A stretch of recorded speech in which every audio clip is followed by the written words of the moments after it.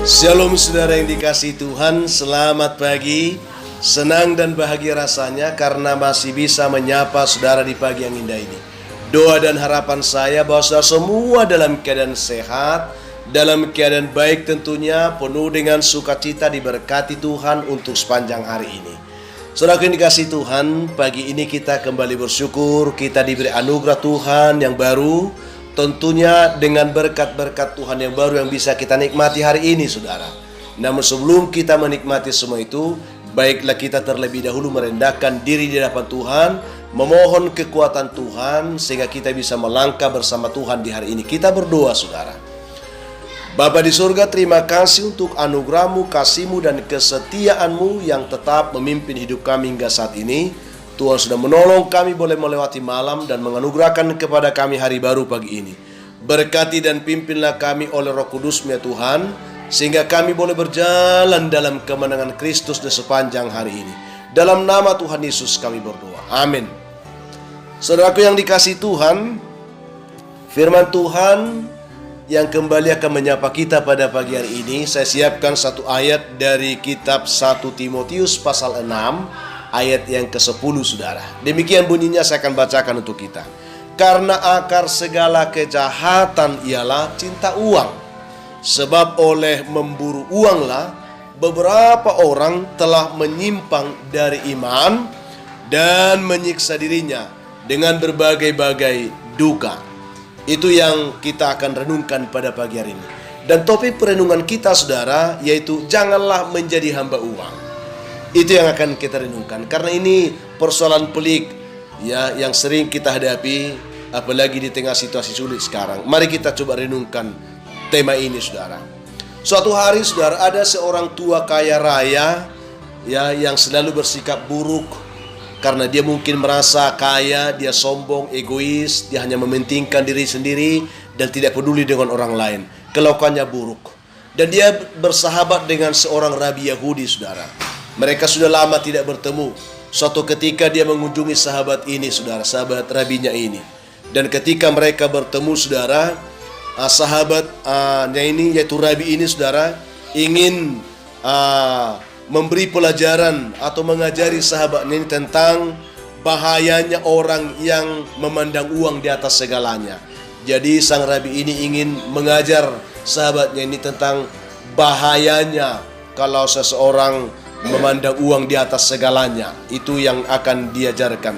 Pada saat itu, saudara, ketika mereka setelah selesai berbicara banyak, lalu rabi ini membawa orang kaya itu untuk memandang dari jendela kaca rumah sang rabi itu.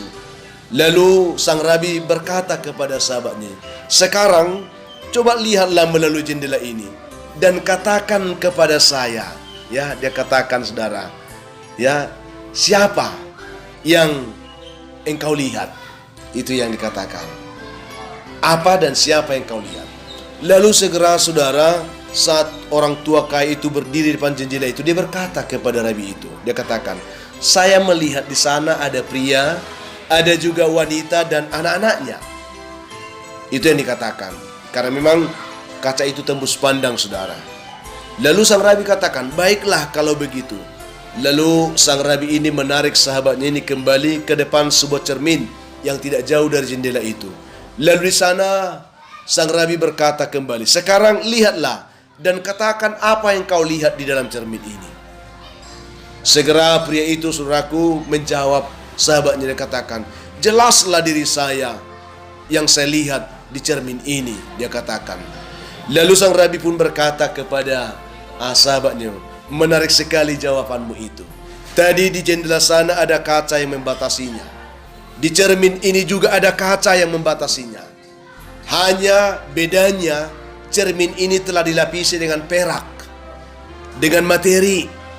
Saat kaca telah dilapisi dengan perak atau materi, maka engkau tidak akan dapat melihat orang lain lagi di sana.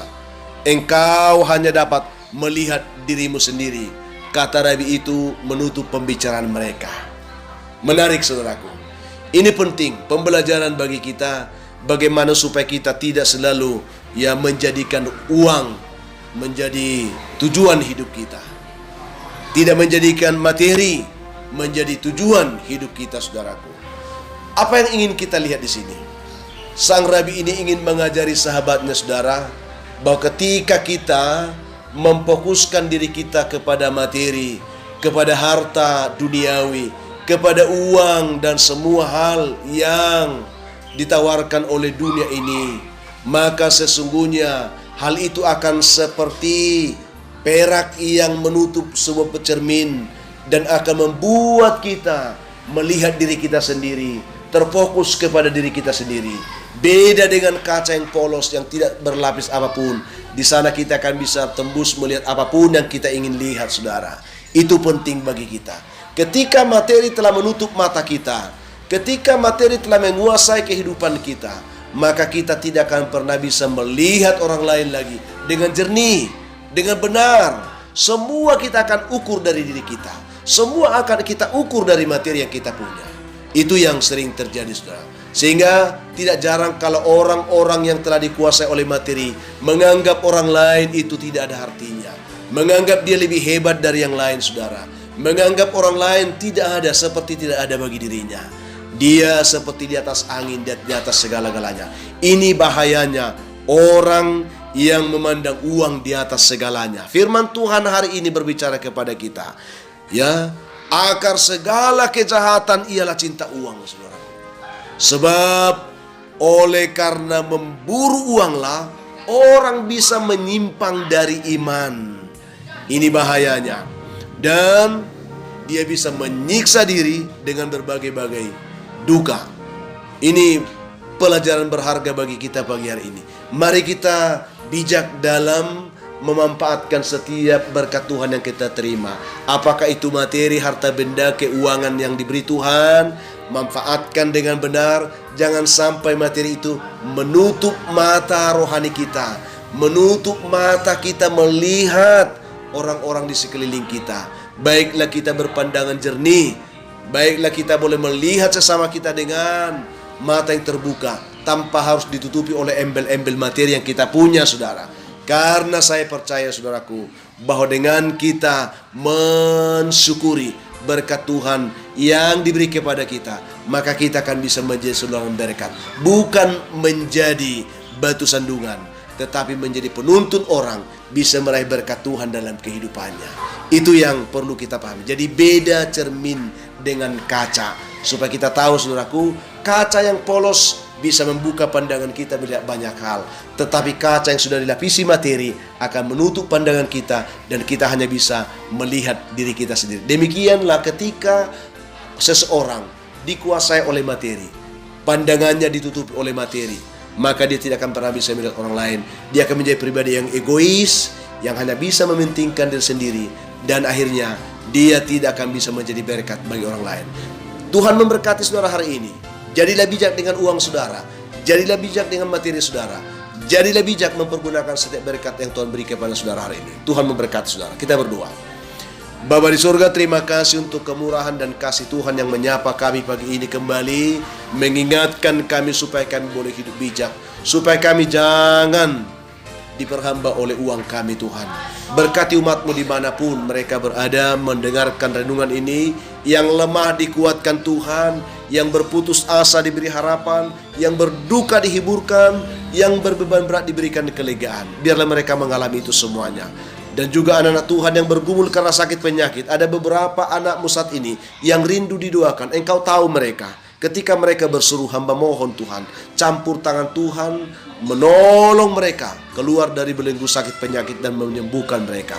Ada juga anak Tuhan saat ini sedang bergumul mencari pekerjaan. Biar di hari ini mereka menemukannya dari Tuhan. Yang mengharapkan jodoh diberkati, yang mengharapkan keturunan pun diberkati Tuhan.